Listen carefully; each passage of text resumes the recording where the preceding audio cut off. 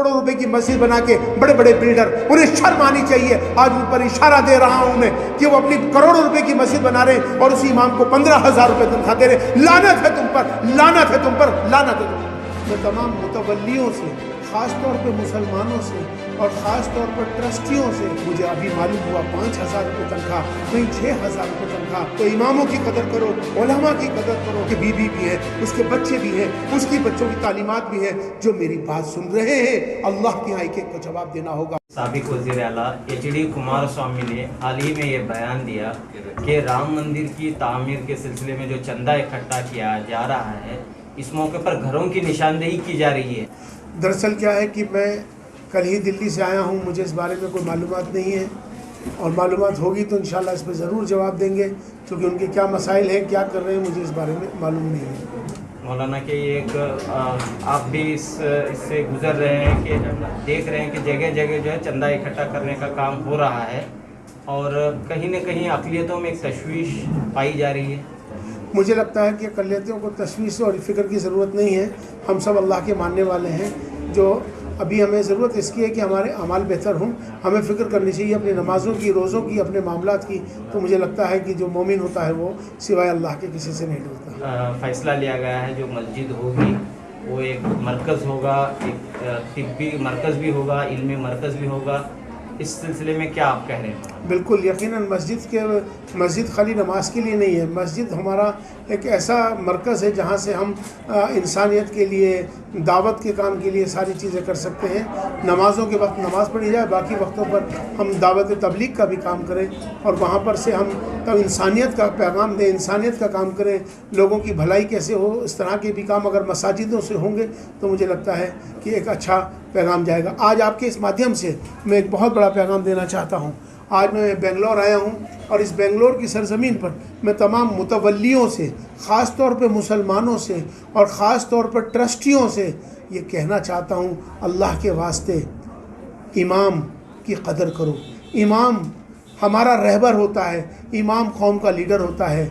एक मस्जिद का इमाम जो 24 घंटे की ड्यूटी देता है, एक वो इमाम आपका जन्म से लेकर आपकी जनाजे की नमाज तक आपके हर काम के लिए करता है, आपके लिए दुआगो रहता है, मस्जिद की खिदमत करता है, नमाज पढ़ाता है, 24 घंटे मस्जिद के अंदर रहता है। लेकिन अफसोस की बात यह है बेंगलोर वालों, कर्नाटक वालों, तमाम ये बात मेरी सुन लो कि तमाम आज ये जो मुश्किलात हमारी कौम के साथ आ रही है, उसकी बहुत बड़ी वजह आइम्मा हज़रात का, जो हमारे इमाम हैं वो साबिर हैं, हमारे जो इमाम हैं वो मज़लूम हैं, उनके साथ अन्याय हो रहा है।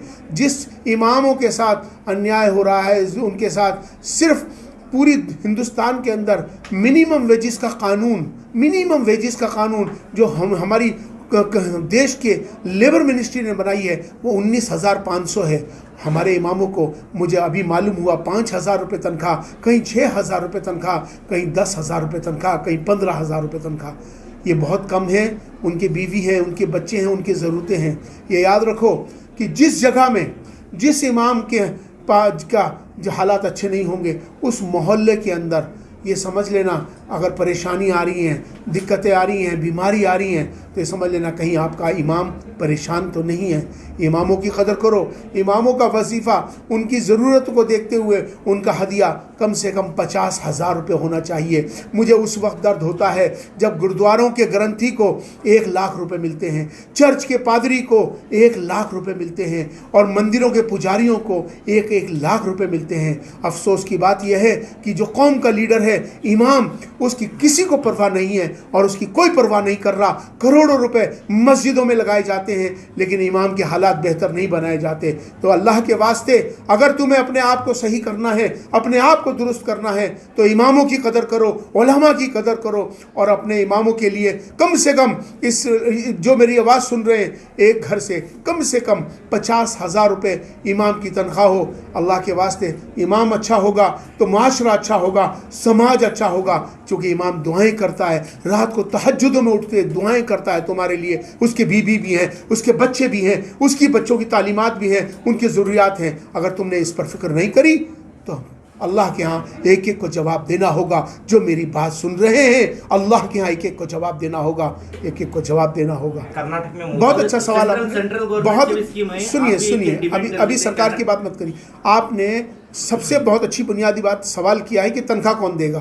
आज कौन तनख्वाह देता है? मस्जिदों की कमेटियां तनख्वाह देती हैं, मस्जिद के मुतवल्ली तनख्वाह देते हैं, मस्जिदों की मैनेजिंग कमेटियां तनख्वाह देती हैं, कहीं वक्फ बोर्ड भी देता है, आर्कियोलॉजिकल सर्वे ऑफ इंडिया भी देता है, कहीं पर सेंट्रल गवर्नमेंट भी देती है, वक्फ बोर्ड भी देते हैं। चूँकि वक्फ बोर्ड हमारे अपने इदारे हैं, वो सरकार का इदारा नहीं है, चलाता सरकार है लेकिन इदारा हमारा है, हमारे असासे हैं, हमारे माल है। हमारे इमामों के लिए चाहिए कि मैं तमाम सरकार से कहना चाहता हूं कि 93 के अंदर ऑल इंडिया इमाम ऑर्गेनाइजेशन ने 93 के अंदर सुप्रीम कोर्ट का एक हिस्टोरिकल फैसला आया।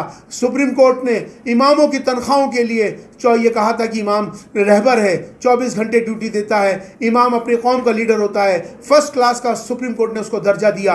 और उस वक्त पे जब सेकंड पे कमीशन था, उस वक्त पे तनख्वाह फर्स्ट क्लास के अफसर की तरह उसको 15,000, आज के हिसाब से 7th पे कमीशन है। सुप्रीम कोर्ट का फैसला भी अगर लागू करेंगे तो कम से कम 1 लाख रुपए इमाम को तनख्वाह मिलनी चाहिए। अरे सुन लो, अरे एक एक घर के अंदर 500-500 रुपए भी अगर तुम इकट्ठे करके दोगे तो इमाम के लिए 50,000 रुपये मुश्किल नहीं है। हमें किसी से नहीं उम्मीद होनी चाहिए, हमारी शुरुआत होनी चाहिए। अफसोस की बात यह है कि कर्नाटक में बेंगलोर के अंदर बड़े बड़े सरमाएदार बड़ी बड़ी करोड़ों रुपए की मस्जिद बना के बड़े बड़े बिल्डर, उन्हें शर्म आनी चाहिए। आज उन पर इशारा दे रहा हूं मैं कि वो अपनी करोड़ों रुपए की मस्जिद बना रहे हैं और उसी इमाम को 15,000 रुपये तनख्वाह दे रहे। लानत है तुम पर, लानत है तुम पर, लानत है।